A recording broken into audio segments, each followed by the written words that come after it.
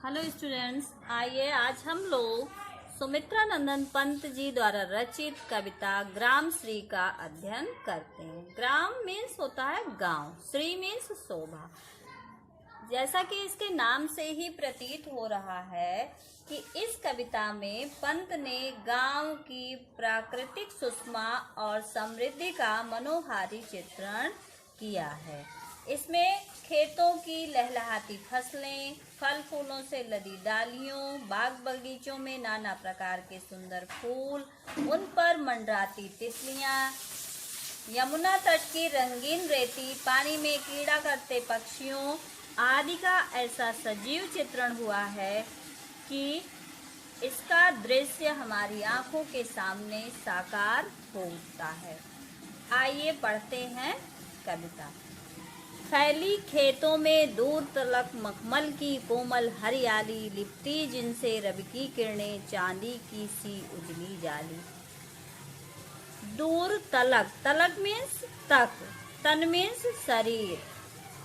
अब यहाँ पर कवि कह रहा है कि खेतों में दूर तक मखमल की तरह कोमल हरियाली फैली हुई है।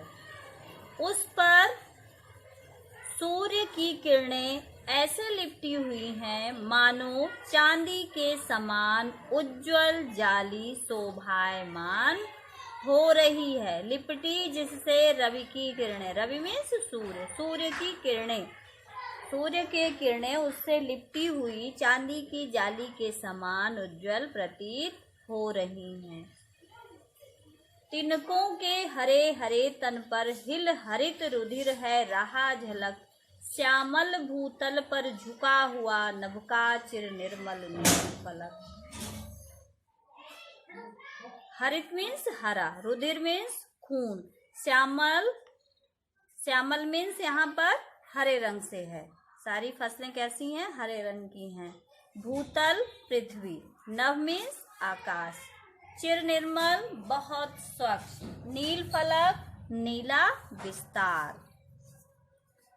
अब यहाँ पर कवि कह रहा है कि हरे हरे तिनके धूप में ऐसे तरंगित हो रहे हैं मानो उनके हरे हरे अंगों में से हरा खून झलक मार रहा हो।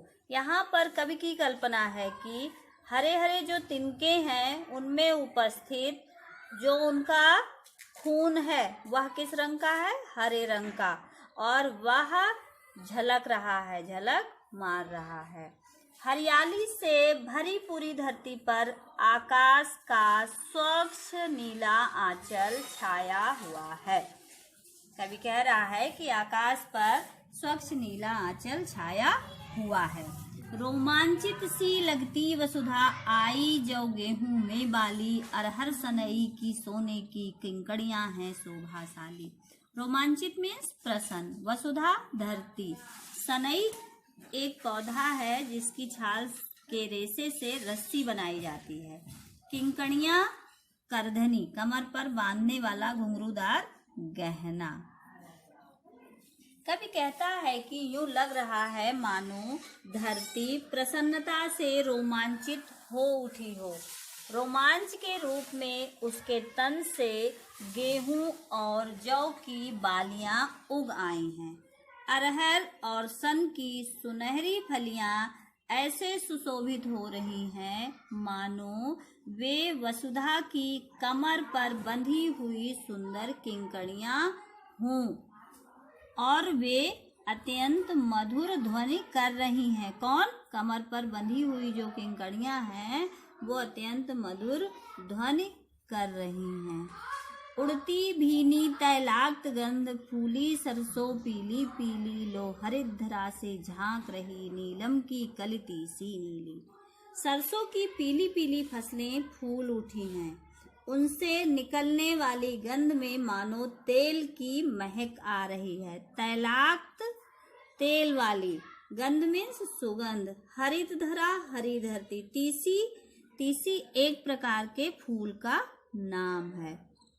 लो इस हरी भरी धरती की सुंदरता को निहारने के लिए नीलम की कलियों के समान तीसी नामक नीले फूल झांकने लगे हैं। यहाँ पर कवि ने हरी हरी कोमल घास और धूप के सौंदर्य का मनोहारी चित्रण किया है। मखमल की कोमल हरियाली, उजली जाली, निर्मल नील फलक, हिल हरित रुधिर में अनुप्रास अलंकार, चांदी की सी उजली जाली में उपमा, मखमल की कोमल हरियाली में वाचक शब्द की होते हुए भी उपमा है।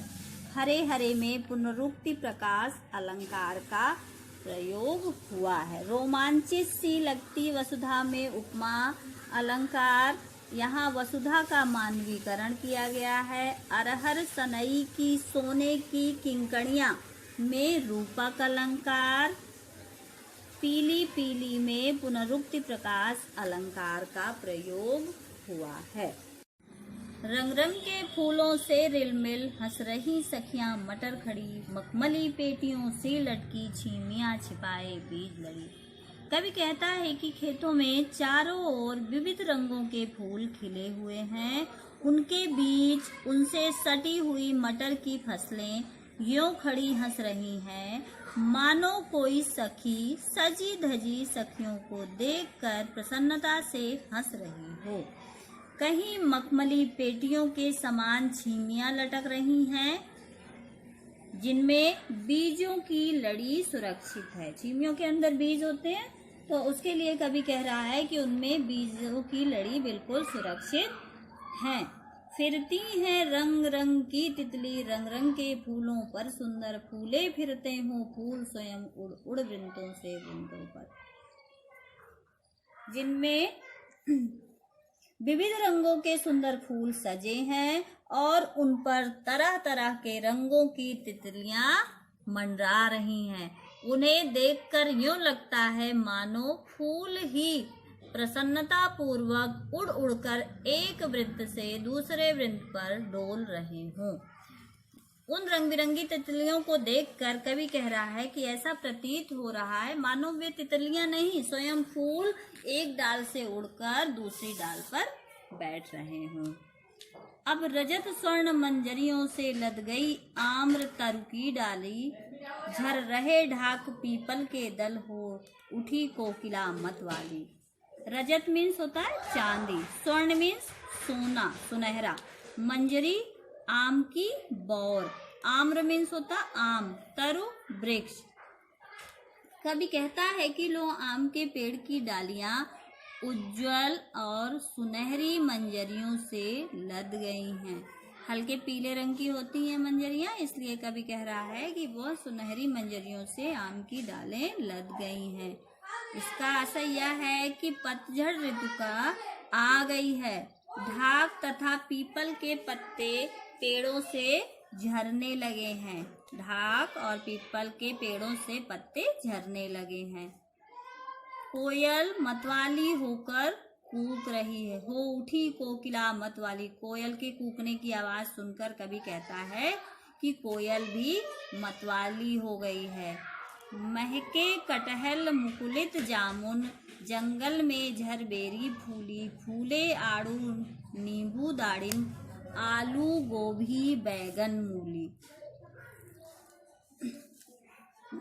मुकुलित मीन्स होता है अधखिला, दाड़िम मीन्स अनार। अब कवि कह रहा है कि कटहल का पेड़ महक उठा है, अधखिले जामुन उग आए हैं, जंगल में झरबेरी बेरों से लद गई है। झरबेरी का जो वृक्ष है उस पे बेर लद गए हैं। आड़ू नींबू अनार आदि फलों के साथ साथ आलू गोभी बैगन मूली आदि सब्जियां भी पैदा हो गई हैं, मतलब उनकी फसलें भी तैयार हो गई हैं। पीले मीठे अमरूदों में अब लाल लाल चित्तियां पड़ी, पक गए सुनहरे मधुर बेर, अवली के तरु की डाल झड़ी। चित्तियां मीन्स होता है दाने, चित्र निशान। कवि कहता है कि अमरूद पीले और मीठे हो गए हैं, उन पर लाल लाल चित्तियां पड़ गई हैं। बेर भी पक कर मीठे तथा सुनहरे हो गए हैं। आंवलों के पेड़ की डालें लद गई हैं, मतलब आंवलों के पेड़ पर भी बहुत सारे आंवले आ गए हैं, आंवले का फल आ गया है। लहलह पालक महमह धनिया लौकी और सेम फली फैली, मखमली टमाटर हुए लाल मिर्चों की बड़ी हरी थैली। पालक की खेती लहलहाने लगी है, धनिया महमह करके महकने लगा है, लौकी और सेम की फलियां उगकर चारों ओर फैल गई हैं, टमाटर मखमल की तरह लाल हो गए हैं, मिर्चों के गुच्छे एक बड़ी थैली के समान उगाए हैं। अर्थात मिर्च के वृक्ष पर थैली लटक रही है, ऐसा लग रहा है गुच्छे लटक रहे हों। यहाँ देखिए अनुप्रास अलंकार किस प्रकार से दर्शनीय है। फूलों में रिलमिल छिमिया छिपाए, फूले फिरते हों फूल, फिरती वृंतों पर में उत्प्रेक्षा अलंकार, मखमली पेटियों सी लटकी छिमिया में उपमा अलंकार और प्रकृति का मानवीकरण यहाँ अत्यंत मनोरम बन पड़ा है। आम की मंजरियों के लिए रजत स्वर्ण विशेषण बहुत मनोरम बन पड़ा है।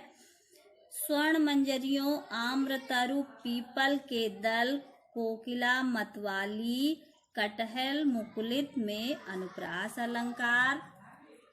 यहाँ कवि ने विशेषणों का सुंदर प्रयोग किया है, जैसे अमरूदों के लिए पीले मीठे, चित्तियों के लिए लाल लाल, बेर के लिए सुनहले मधुर, टमाटर के लिए मखमली मधुर बेर, फली फैली में अनुप्रास अलंकार का सुंदर प्रयोग हुआ है।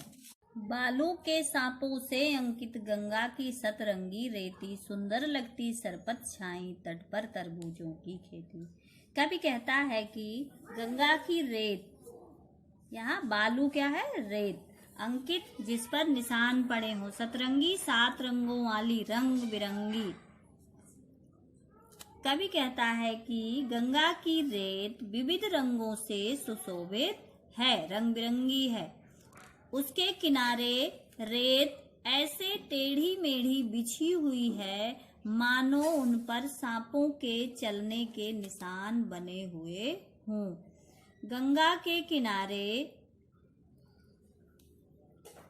पर घास और तिनकों का ढेर छाया हुआ है, जिन पर तरबूजों की खेती हो रही है। तट पर तरबूजों की खेती, गंगा के तट पर तरबूजों की खेती हो रही है। अंगुली की कंघी से बगुले कलगी सवारते हैं कोई, तिरते जल में सुरखाब पुलिन पर मगरौठी रहती सोई। सुरखाब होता है चक्रवात पक्षी, पुलिन किनारा, मगरौठी एक पक्षी। कवि कह रहा है कि आसपास बगुले विहार कर रहे हैं, वहां पर क्रीड़ा कर रहे हैं, खेल रहे हैं। वे अपनी उंगलियों को कलगी पर इस तरह फेरते हैं मानो कंघी कर रहे हों। चक्रवात पक्षी बहते हुए जल में मानो तैर रहा है। किनारे पर मगरौठी सोई हुई है। मगरौठी एक पक्षी का नाम है, वह गंगा के तट के किनारे सोई हुई है। हंसमुख हरियाली हिम आतक, सुख से अलसाए से सोए, भीगी अंधियाली में निसकी तारक स्वप्नों में से कोई। कवि कहता है कि गांव की हरियाली सूर्य की धूप के कारण हंसती हुई प्रतीत हो रही है। हंसमुख हंसती हुई, हिम आतप हिम सर्दी की धूप, हिम मीन्स यहाँ पर आशा है बर्फ से, सर्दी की धूप, अलसाए आलस्य से भरे हुए, अंधियाली अंधेरा, निशि मीन्स रात, तारक तारे। कवि कहता है कि गांव की हरियाली सूर्य की धूप के कारण हंसती हुई प्रतीत हो रही है। सर्दी की धूप भी खिली खिली है। दोनों मानो सुखपूर्वक सो गए लगते हैं। रात ओस के कारण भीग गई है। तारे सपनों में खोए जान पड़ते हैं। तारक सपनों में खोए से ऐसा लग रहा है जैसे तारे भी सपने में खो गए हैं। मरकत डिब्बे सा खुला ग्राम, जिस पर नीलम नव आच्छादन, निरुपम हिमांत में स्निग्ध शांत, निज शोभा से हरता जनमन। कवि कह रहा है कि यह सजीला गांव ऐसा प्रतीत हो रहा है मानो मरकत का डिब्बा खुला हुआ हो। मरकत एक प्रकार का, मरकत कहते हैं पन्ना नामक रत्न को। नीलम नीले रंग का कीमती पत्थर। नभ मीन्स आकाश, आच्छादन छाया हुआ, छाना। निरुपम जिसकी उपमा ना दी जा सके, अद्भुत अनोखा। हिमांत सर्दी की समाप्ति, हिम अंत सर्दी की समाप्ति। स्निग्ध कोमल स्नेह से भरा हुआ। हरता ले लेता, छीन लेता। जन मीन्स लोग। कवि कह रहा है कि यह सुंदर गांव ऐसा प्रतीत हो रहा है मानो मरकत का डिब्बा खुला हुआ हो। अर्थात चारों तरफ हरियाली देखकर कवि कल्पना कर रहा है कि मरकत से भरा हुआ डिब्बा। मरकत एक प्रकार का कीमती रत्न है, पन्ना जो हरे रंग का होता है। ऐसा लग रहा है पन्ना से भरा हुआ डिब्बा किसी ने खोल दिया हो। उस पर नीला आकाश ऐसे जच रहा है मानो उस डिब्बे पर नीलम का आंचल ढका हुआ हो। सर्दी की समाप्ति पर इस शीतल प्रदेश में एक स्नेह भरी अनुपम शांति छाई हुई है। निरुपम हिमांत में स्निग्ध शांत। हिमांत हिम का अंत होने पर, सर्दी का अंत होने पर उस गांव में एक अनुपम शांति छाई हुई है। इस प्रकार यह गांव अपनी शोभा से, अपनी सुंदरता से लोगों के जनमन, लोगों के मन को हर लेता है। अर्थात लोगों के मन को अपनी ओर आकर्षित कर लेता है। यहाँ पर कवि ने अनेक दृश्य बिंबों का भरपूर वर्णन किया है। बालू के सांप तथा अंगुली की कंघी में रूपक अलंकार, तट पर तरबूज, पुलिन पर में अनुप्रास अलंकार, बालू के सांपों से अंकित रूपक अलंकार तथा अंगुली की कंघी से बगुले कलगी संवारते हैं कोई में दृश्य बिंब। हंसमुख अलसाए से सोए मरकत डिब्बे सा खुला ग्राम में उपमा अलंकार का सुंदर प्रयोग किया गया है। ओस भरी अंधेरी रात के लिए भीगी अंधियाली प्रयोग प्रभावशाली बन पड़ा है।